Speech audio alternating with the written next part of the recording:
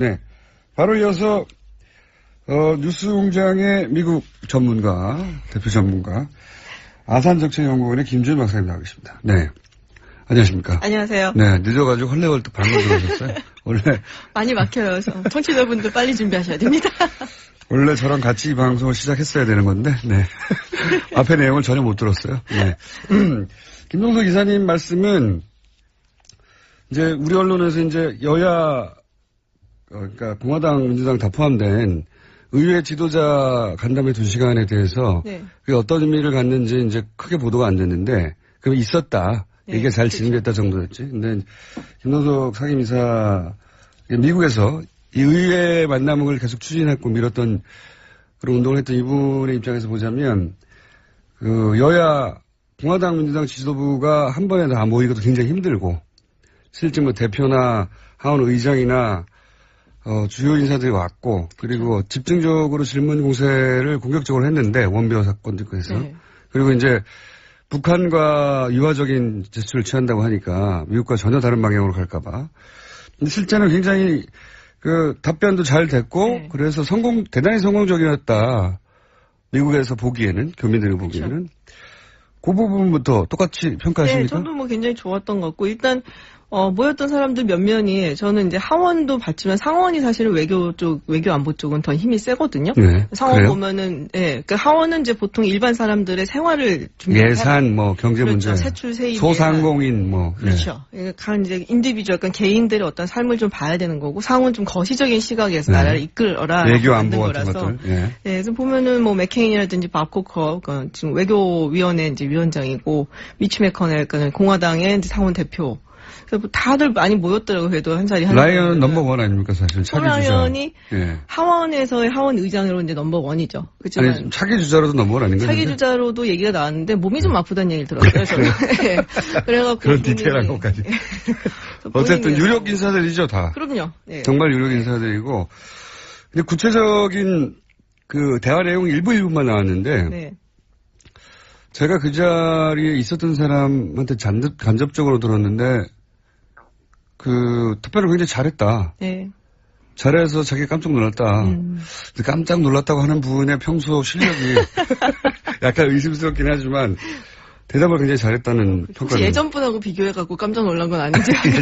저는 CSIS 그걸 봤었거든요. 그러니까 나중에 우리가 계속 저희 방송에서 욕했던 뭐 마이클 그린 뭐 친일파 이러면서. 예, 이게 뭐 이렇게 친밀한 그러니까는 문재인 대통령한테 굉장히 친근한 그 청중은 아닌데 네. CSIS 그 연설을 하고 그다음에 Q&A가 있었어요. 네. 질문하고 응답. 연설 아주 좋았어요. 저 연설까지는 봤어요. 예, 네. 연설도 좋았고 그다음에 이제 응답 질문 응답하는데. CSIS는 외교 안보 미국 싱크탱크. 그렇죠. 워싱턴에서 넘버원이라고 하는. 그래서 대통령이 직접 갈 정도에. 예. 그럼 친일파라고 제가 계속 뭐라고 했던. 거기 일본에서 돈을 많이 되니까. 그렇죠. 거기 이제 돈을 많이 받으면 친일파가 돼요. 아니 뭐 돈 주는데 어쩌겠어요. 그러면은. 어쨌든. 근데 질의응답을 한 4개 정도 했던 것 같아요. 네. 근데 뭐 답변 굉장히 잘하셨고 그리고 이거는 이제 사전에 준비된 건 분명히 아닌 것 같은 게 몇 번 자꾸 물어보셨어요. 뭐라고요? 잠깐만요. 기다려봐요. 그리고 질문이 사전 준비된 게 아니었다. 통역도 당황해갖고 이제 프로페서 문재인이라는 프로페서 문재인이라고 했습니까? 히스를 하기도 했고. 근데 제가 대부분 프로페서가 오는 자리니까 거기가. 근데 아니 문정인 특보하고 이제 헷갈린 거예요. 그렇군요. 네. 그리고 그래서 제가 그 예전에 그 박근혜 전 대통령 때의 그 클립 다시 한번 봤어요. 네. 그거는 이제 딱 준비된 티가 좀 많이 나더라고요. 질문을 미리 받아갖고. 국내에서도 기자들이 청와대 안에서도 준비된 질문 아니면 안 하는데 거기까지 가가지고서야 뭐. 그렇죠. 그래서 글쎄 뭐 응답이 굉장히 좋았어요. 제가 듣기에는. 그리고 굉장히 강력하게 이야기를 했고 뭐 여러 가지 이제 미국 측에서 특히 이제 CSIS 같은 그런 보수적인 성향을 가진 곳에서 보기에 약간 미심쩍다. 뭐 이런 부분에 대한 얘기를 굉장히 단호하게 대답을 잘 하셨어요. 본인이 보시기에. 네. 이건 어떻습니까? 제가 이제 장진호, 저는 개인적으로 굉장히 성공적인 출발이고 상징적인 출발인데, 미국의 해병대 홈페이지에서 크게 반응하는 거 위에, 그리고 지금 제가 방금 김동석 상임이사를 통해 들은 이야기로는 미국 쪽 반응이 좋다, 현지에서. 요 정도 얘기밖에 나오지 않아서, 저는 이 첫 출발이 나머지를 부드럽게 풀어가는데 굉장히 중요한 역할을 했다고 생각하거든요. 평가를 그렇죠. 좀 해주세요. 저도 굉장히 인상적이었고, 연설이 또 굉장히 좋았잖아요. 그러니까 문재인 대통령의 강점이 그건 것 같아요. 그 조곤조곤 사람을 감동시키는 게 있어요. 미국 사람들한테 먹힙니까, 이게? 그럼요. 굉장히 진정성. 또 요즘 같은 시대는 얼마나 먹히겠어요. 자기 대통령이랑 좀 이렇게 비교를 해보면. 자기 대통령을 비교.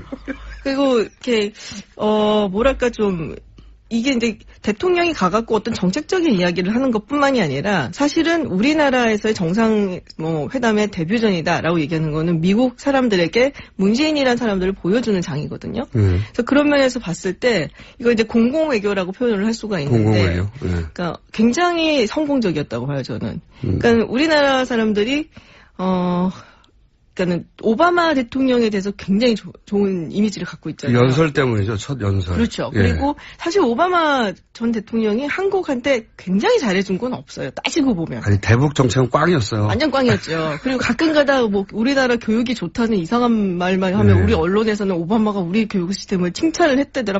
그러니까 우리 좋아하는 오바마의 것처럼 전략적 인내가 무슨 정책입니까? 그냥 아무것도 무시, 안 하는 건데. 네, 상무시 이건데 그냥. 네. 그래서 이미지가 근데 워낙에 좋기 때문에 오바마 대통령이 뭘 해도 그냥 좋아 보이는. 그렇죠. 우리나라로 한정해서 얘기하면 세계적인 인기가 있는 대통령이지만 우리나라 특히 대북 정책에 관해서는 물론 뭐 상대방이 우리 보수 정권이었기 때문에 특히 그 네. 기간 동안 딱히 할 수 있는 것도 많이 없었겠지만 대북 정책은 꽝이었어요. 그럼에도 불구하고 우리가 오바마 대통령 시절에 미국에 대한 어떤 호감도가 굉장히 높았고 오바마 대통령도 굉장히 좋아했고 이게 이제 대통령이 가지는 어떤 공공외교의 힘이거든요. 그렇죠, 그렇죠. 그래서 그런 의미에서 저는 문재인 대통령이 이번에 정말 성공적인 공공외교를 했다라고 생각을 해요. 공공외교 그런 용어도 있군요. 공공외교. 네, 퍼블릭 디플로마시라고 합니다. 영어로. 전문 용어로. 네, 전문 용어로. 이렇게 대중을 상대로 해서 네. 그 이미지를 제고하기 위한 공공외교. 그렇죠. 국가 이미지도 같이 올라가는 거거든요. 그런 차원에서 볼 때는 굉장히 중요한 행사였다. 네. 트럼프 대통령도 이 장진호 연설에 대해서 언급을 했다고. 예, 굉장히 감동적이었다, 좋았다, 누가 봐도 사실 감동적이었죠. 거기서 눈물 짓는, 노병들도 있었고, 그 드라마 같이 연출이 사실 이렇게 쫙 됐었잖아요. 그러니까 말이에요. 누가, 이거, 기획했는지 모르겠는데, 선수가 있는 게 틀림없어요. 한번 얘기한 적이 있는데. 자, 그 외에, 이번 정상회담의 성과 3가지, 그리고 네. 남은 과제, 이런 얘기를 쭉 해야 되는데 1분도 안 남았네요. 그렇기 때문에 원래 2부로 예정돼 있던 시간을 저희가 3부까지 조금 치고 들어가는 걸로 하고 그럼 남은 3부에서는 이 시간 이어가겠습니다. 이어가겠는데 앞으로 나올 얘기는 3대 잘한 점 그리고 요런 점들은 남았다. FTA 얘기도 좀 해야 될 것 같고요. 네. 네, 지각을 하셔가지고 시간이 더 늘어났습니다. 사실은. 이런 분량 늘리는 방법이 있군요. 네. 자, 저 2부 여기까지 하겠습니다. 3부에서 다시 뵙겠습니다. 뉴스공장 김호준입니다.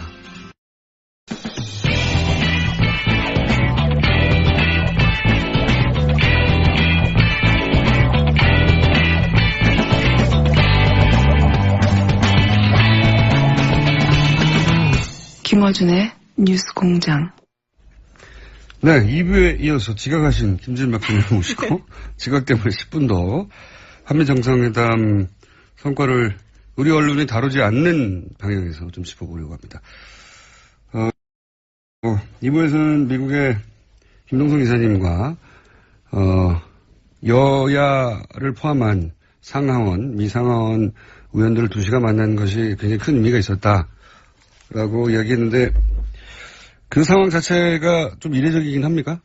그렇죠. 보통은 이제 상하원 합동 연설 이런 거는 연설을 하는 건 예, 그런 건 있죠. 예. 그건 이제 사실은 공식 방문을 했을 때 이제 방문 여러 가지 레벨이 있잖아요. 근데 이번에 문재인 대통령 공식 실무 방문이었고 네.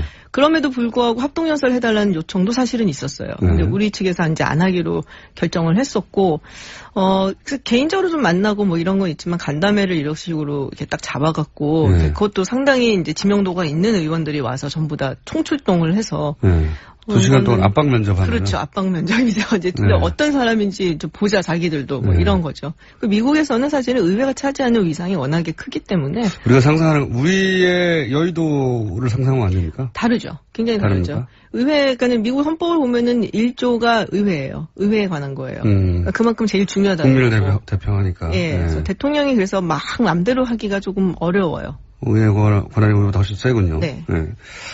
그래서 그 의회를 상대하는 게 이제 중요한 걸 아는 이제 한인 사회에서 의회를 꼭 방문해서 이런 사람들을 만나라고 했는데 청사가 됐고, 그리고 결과는 나쁘지 않다 정도가 아니라 좋았던 것 같고. 자, 그럼 종합적으로 그 박사님이 보시기에 네. 미국에서 공부했고 지금 미국 전문가로 활동하고 계신 박사님이 보시기에 한미 정상회담 잘한 부분 3가지 정도만 꼽자면요. 일단 이제 2부에서 말씀드렸던 그 공공외교 측면. 첫 번째, 예, 장진호. 새로운 이제 문재인이라는 한국의 대통령이 어떤 인물인가 굉장히 좋은 이미지를 남기고 왔다는 것. 그게 굉장히 좋았던 것 같고요. 공공외교. 네. 그리고 두 번째는 지금 이제 북핵 문제를 해결하는 데 있어서 한국이 주도적인 역할을 하는 거를 지지를 한다는 게 공동성명 안에 들어가 있잖아요. 그렇죠. 예. 네, 그래서 굉장히 큰 성과라고 봅니다. 굉장히 큰 성과죠, 그거는. 사실 그게 이제 예전에서는 1998년도에 클린턴 전 대통령하고 김대중 전 대통령 정상회담 때 그 얘기를 딱 했었거든요. 클린턴 전 대통령이 이제는 한국이 운전석에 앉아라. 미국은 이제 조수석에 있겠다. 표현을 그렇게 했죠. 운전석. 네. 그래서 그리고 거인이라고 표현하면서. 네. 그래서 이 내용을 김대중 대통령을 거인이라고 표현했다는 겁니다. 그렇죠. 예. 김대중 거인의 대통령 어깨 위에 올라. 가장 케미스트리가 좋았던 커플이었어요. 거기가 제가 보기에는. 근데 문재인 대통령이 또 요 부분을 굉장히 강조를 많이 했었어요. 선거 캠페인 할 때도 워싱턴 포스트라든지 이런 외신 기자들하고 인터뷰를 할 때도 한국이 주도적인 역할을 해야 된다. 주도권을 가져야 된다. 너무 당연한 얘기인데 사실은. 우리 일인데. 말을 못하고. 홍길동 정도 아닌데. 그래서 또 그래갖고 그 부분이 굉장히 요번에 얻어냈다는 게 크다라고 저는 보여지고요. 운전석에 앉게 됐다 다시. 네. 지난 10년간은 북하고 미하고 직접 대화는 있었어도 그렇죠. 그렇죠. 그리고 최근 몇 년 사이에는 우리 채널은 없어졌어요, 그냥. 그렇죠. 북한도 얘기를 안 하려고 그랬고, 우리랑은. 대화 채널 자체가 없어져 버렸으니까요. 그리고 저는 이게 사실 되게 중요한 게, 이번 정상회담이 사실은 미국과의 어떤 관계를 개선한다든지 뭐 좋게 한다든지 물론 이런 것도 중요하지만 국내적인 메시지를 던지는 게 훨씬 더 크다고 봤어요. 그러니까 지금 떠나시기 전에 굉장히 많은 사람들이 우려를 표명한다는 거 많았잖아요. 한미 동맹 위기에 처했다. 예, 그리고 미국이 혹은 트럼프 대통령이 경로했다. 뭐 네, 그래서 문재인 대통령이 이제 후보 시절에도 불안하다라는 얘기들을 많이 이제 보수층에서 했는데, 밑도 끝도 없이 그냥 불안하다라는 얘기를 굉장히 많이 했기 때문에 요번에 가서 트럼프 대통령한테 혼나고 올 거다라는 식으로 이제 막 그렇죠. 자꾸 분위기를 만들었단 말이에요. 근데 의외로 너무너무 훈훈하게 그리고 정말 정상스러운 대접을 받고 왔어요. 제가 보기엔 정상회담 있었던 것 중에서 가장 정상적이고 정상스럽게 대우를 해줬던 게 아닌가. 그래서 지금 이제 국내적인 정치적인 메시지로도 한미 관계에 전혀 문제가 없고 동맹 관계도 문제가 없고 안보 문제에 있어서도 굉장히 잘 이끌어 나갈 수 있다라는 메시지를 던졌다는 게 저는 가장 큰 의미가 있는 것 같아요. 미국 정치 지도자들한테는 내가 합리적이고 말이 되는 사람이란 그런 이미지를 남겼고 국내적으로도 안보 문제에 대해서 태클 걸지 말라는 메시지를 미국 측의 워딩을 그대로 따서 사실은 미국이 이렇게 한대잖아. 우리가 하면 우리가 이 대화를 주도하는 게 맞다고 하잖아라고 하는 항상 사실 우리 보수 측에서는 미국의 인증을 받아와라고 주장하거든요. 미국이 싫어한다. 그렇죠. 미국이 화낸다. 근데 이제 그런 말이 나오기 어렵게 됐다는 점이 또 크다고 보신다. 또 하나는 뭡니까? 3가지는 해요. 지금 3가지 했는데요. 2가지밖에 기억이 안 나는데. 첫 번째 공공외교. 개인으로서의 매력을 어필했다는 거. 그것도 굉장히 중요하죠. 그렇죠. 3가지로 치죠. CSIS 방문했던 것도 괜찮았다고 이제 말씀하셨고, 자, 이건 어떻습니까? 이어서 나온 이야기가 이제 그 트럼프 대통령이, 공동성명 발표 전에, 그 사이에, FTA 만기가 다가온다느니, 2주 전에 만기가 됐다느니, 다 사실이 아니죠. 그게 만기가 어딨어요? 그러니까, 재협상을 하고 있다느니, 다 말도 안 되는 소리인데, 이거 사실 말도 안 되는 소리가 우리 언론이 딱 보도해줘야 되는데 어쨌든 왜냐면 만기도 없고 2주 전에 효력이 정지됐다는 것도 사실이 아니고 재협상을 하고 있다는 것도 사실이 아니고 사실은 트럼프 대통령이 실제 한미 FTA 내용도 모르고 있다는 거예요. 잘 모르는 것 같고요. 그러니까 5년에 한 번씩 리뷰는 해요. 이게 어느 정도 이제 잘 돼가 있는가 뭐 그런 건 하는데 만기는 아니고 재협상이란 말이 공동성명에는 안 들어가 있어요. 근데 본인이 그런 얘기를 했죠. 리니고시에이팅 하겠다 뭐. 근데 그걸 FTA를 정말로 재협상한다는 어떤 법적인 용어를 쓴 게 아니라 그냥 아는 단어 쓴 것 같아요. 내가 보기에는. 아니 FTA의 내용을 모르는 것 같습니다. 한미 FTA 내용. 모르죠. 예. 잘 근데 모르죠. 자기가 워낙 대선 기간 중에 이제 위대한 미국을 재건하겠고 그러면서 그 외로 한국과 FTA 얘기를 많이 했었고. 네. 예. 근데 한국 대통령이 왔는데 미국 기자들이 그래 당신이 계속 대선 기간에 얘기했던 그 FTA 내용 물어봤냐고 재협상 했냐고 이걸 기자들이 물어볼까봐 선수를 친 것 같아요. 그리고 이게 자동차 철강 이야기를 했잖아요. 네. 굉장히 상징적인 거거든요, 그게.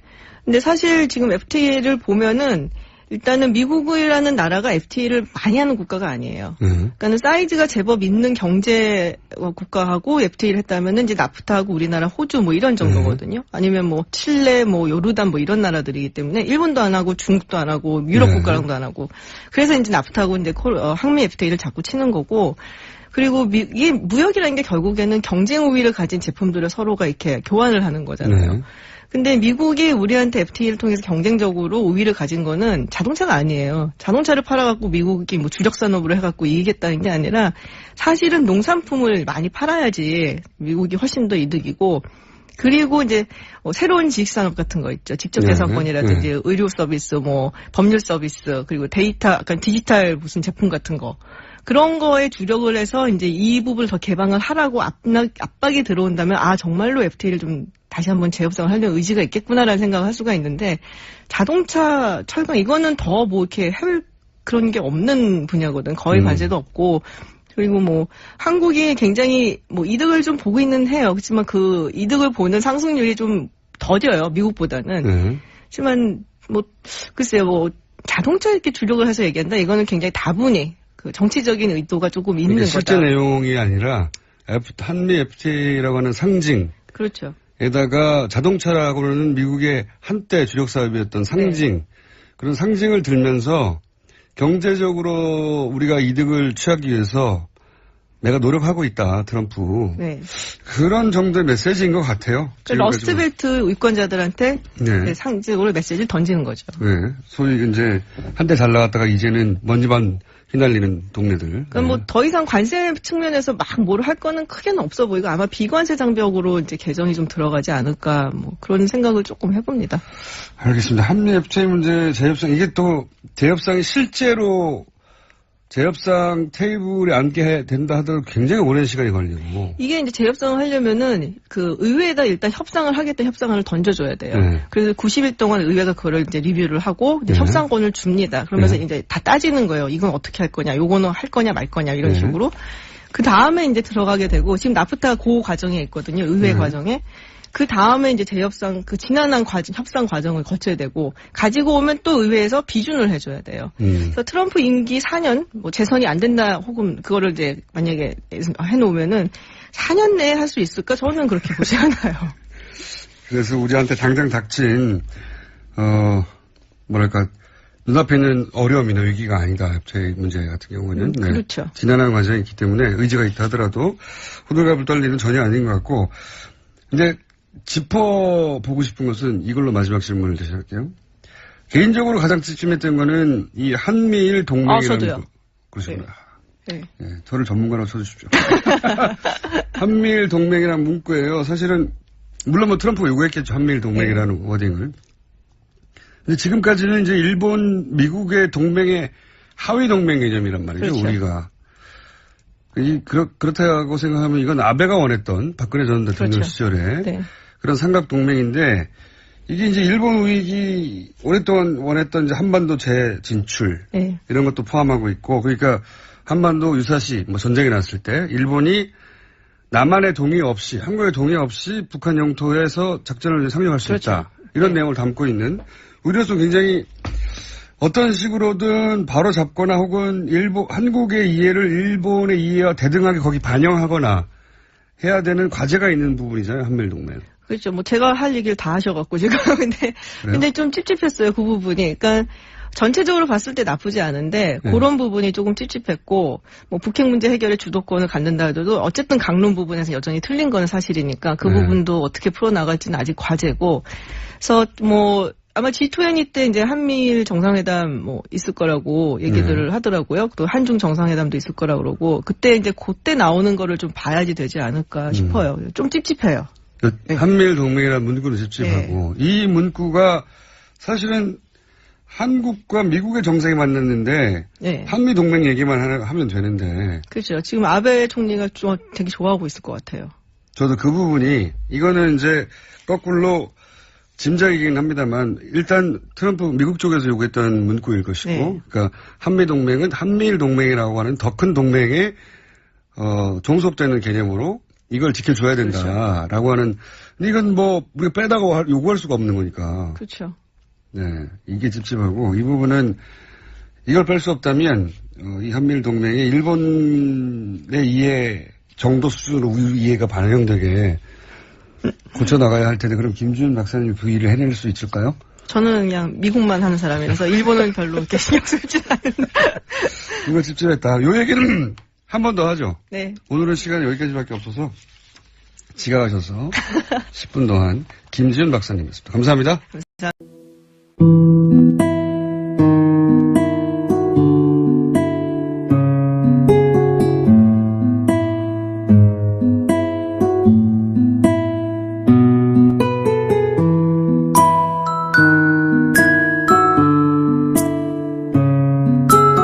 뭐라고요? 잠깐만요. 기다려봐요. 그리고는 질문이 사전 준비된 게 아니었다. 통역도 당황해갖고 이제 프로페서 문재인이라는 프로페서 문재인이라고 했습니까? 히스를 하기도 했고.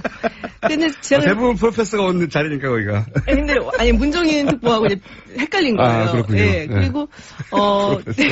그래서 제가 그 예전에 그 박근혜 전 대통령 때의 그 클립 다시 한번 봤어요. 네. 그거는 이제 딱 준비된 티가 좀 많이 나더라고요. 그렇겠죠. 질문을 미리 받아갖고. 국내에서도 기자들이 청와대 안에서도 준비된 질문 아니면 안 하는데 거기까지 가가지고서야 뭐. 그렇죠. 그래서 글쎄 뭐 응답이 굉장히 좋았어요. 제가 듣기에는. 그리고 굉장히 강력하게 이야기를 했고 뭐 여러 가지 이제 미국 측에서 특히 이제 CSIS 같은 그런 보수적인 성향을 가진 곳에서 보기에 약간 미심쩍다. 뭐 이런 부분에 대한 얘기를 굉장히 단호하게 대답을 잘 하셨어요. 본인이 보시기에. 네. 이건 어떻습니까? 제가 이제 장진호, 저는 개인적으로 굉장히 성공적인 출발이고 상징적인 출발인데, 미국의 해병대 홈페이지에서 크게 반응하는 거 위에, 그리고 지금 대응으로 갈까봐. 근데 실제는 굉장히 그 답변도 잘 됐고, 그래서 대단히 성공적이었다. 미국에서 보기에는, 교민들이 보기에는. 그렇죠.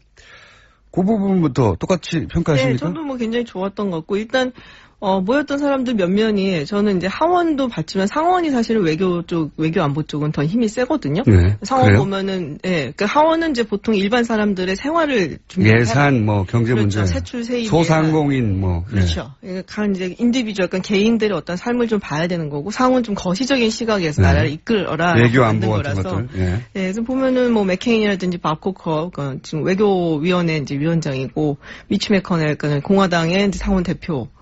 다들 많이 모였더라고요. 그래도 한 자리 라이언은 넘버원 아닙니까, 사실. 차기 주자. 라이언이 하원에서의 하원 의장으로 이제 넘버원이죠. 그렇지만 아니, 차기 주자로도 넘버원 아닌가요? 차기 주자로도 얘기가 나왔는데 몸이 좀 아프다는 얘기를 들었어요. 저는. 그래갖고 그런 디테일한 것까지. 어쨌든 유력 인사들이죠, 다. 그럼요. 정말 유력 인사들이고. 근데 구체적인 그 대화 내용 일부만 나왔는데. 제가 그 자리에 있었던 사람, 바로 이어서 뉴스공장의 미국 전문가, 대표 전문가, 아산정책연구원의 김준 박사님 나와 계십니다. 네. 안녕하십니까. 안녕하세요. 네. 늦어가지고 헐레벌떡 방금 들어오셨어요. 원래. 많이 막혀요. 청취자분들 빨리 준비하셔야 됩니다. 원래 저랑 같이 이 방송을 시작했어야 되는 건데, 앞에 내용을 전혀 못 들었어요. 김종석 이사님 말씀은 이제 우리 언론에서 이제 여야, 그러니까 공화당, 민주당 다 포함된 의회 지도자 간담회 2시간에 대해서 그게 어떤 의미를 갖는지 이제 크게 보도가 안 됐는데 그럼 있었다. 이게 잘 진행됐다 정도였지. 근데 김동석 상임이사 미국에서 이 의회 만남을 계속 추진했고 밀었던 그런 운동을 했던 이분의 입장에서 보자면 그 여야 공화당 민주당 지도부가 한 번에 다 모이기도 굉장히 힘들고 실제 뭐 대표나 하원 의장이나 주요 인사들이 왔고 그리고 집중적으로 질문 공세를 공격적으로 했는데 원베어 사건도 있고 해서 네. 그리고 이제 북한과 유화적인 제스처를 취한다고 하니까 미국과 전혀 다른 말. 방금 김동서 상임이사를 통해 들은 이야기로는 미국 측 반응이 좋다 현지에서 이 정도 얘기밖에 나오지 않아서 저는 이 첫 출발이 나머지를 부드럽게 풀어가는데 굉장히 중요한 역할을 했다고 생각하거든요. 평가를 그렇죠. 좀 해주세요. 저도 굉장히 인상적이었고 연설이 또 굉장히 좋았잖아요. 그러니까 문재인 대통령의 강점이 그건 것 같아요. 그 조곤조곤 사람을 감동시키는 게 있어요. 미국 사람들한테 먹힙니까 이게? 그럼요. 굉장히 진정성. 또 요즘 같은 시대는 얼마나 먹히겠어요. 자기 대통령에 좀 이렇게 비교를 해보면. 자기 대통령을 비교. 그리고 이렇게 뭐랄까 좀 이게 이제 대통령이 가갖고 어떤 정책적인 이야기를 하는 것뿐만이 아니라 사실은 우리나라에서의 회담의 데뷔전이다라고 얘기하는 거는 미국 사람들에게 문재인이라는 사람들을 보여주는 장이거든요. 그래서 그런 면에서 봤을 때 이거 이제 공공외교라고 표현을 할 수가 있는데, 공공외교. 그러니까 굉장히 성공적이었다고 봐요 저는. 그러니까 우리나라 사람들이 그러니까는 오바마 대통령에 대해서 굉장히 좋은 이미지를 갖고 있잖아요. 연설 때문이죠. 첫 연설. 그렇죠. 예. 그리고 사실 오바마 전 대통령이 한국한테 굉장히 잘해준 건 없어요. 따지고 보면. 아니 대북 정부한테 간접적으로 들었는데 그 투표를 굉장히 잘했다. 네. 잘해서 자기 깜짝 놀랐다. 근데 깜짝 놀랐다고 하는 분의 평소 실력이 약간 의심스럽긴 하지만 대답을 굉장히 잘했다는 평가를. 예전 분하고 비교해갖고 깜짝 놀란 건 아니지. 저는 CSIS 그걸 봤었거든요. 그러니까 나중에 그러니까 우리가 계속 저희 방송에서 욕했던 뭐 이렇게 마이클 그린 뭐 친일파 이러면서. 이게 뭐 이렇게 친밀한 그러니까는 문재인 대통령한테 굉장히 친근한 그 청중은 아닌데 네. CSIS 그 연설을 하고 그다음에 Q&A가 있었어요. 네. 질문하고 응답. 연설 아주 좋았어요. 저 연설까지는 봤어요. 네. 연설도 좋았고 그다음에 이제 응답하는데 CSIS는 외교 안보 미국 싱크탱크. 그렇죠. 워싱턴에서 넘버원이라고 하는. 그래서 대통령이 직접 갈 정도에. 예. 그럼 친일파라고 제가 계속 뭐라고 했던. 거기 예. 일본에서 돈을 많이 되니까 그렇죠. 거기 예. 이제 돈을 많이 받으면 친일파가 돼요. 아니 뭐 돈 주는데 어쩌겠어요. 그러면은. 어쨌든. 근데 질의응답을 한 4개 정도 했던 것 같아요. 예. 근데 뭐 답변 굉장히 잘하셨고 그리고 이거는 이제 차선에 준비된 건 분명히 아닌 것 같은 게 몇 번 자꾸 물어보셨어요.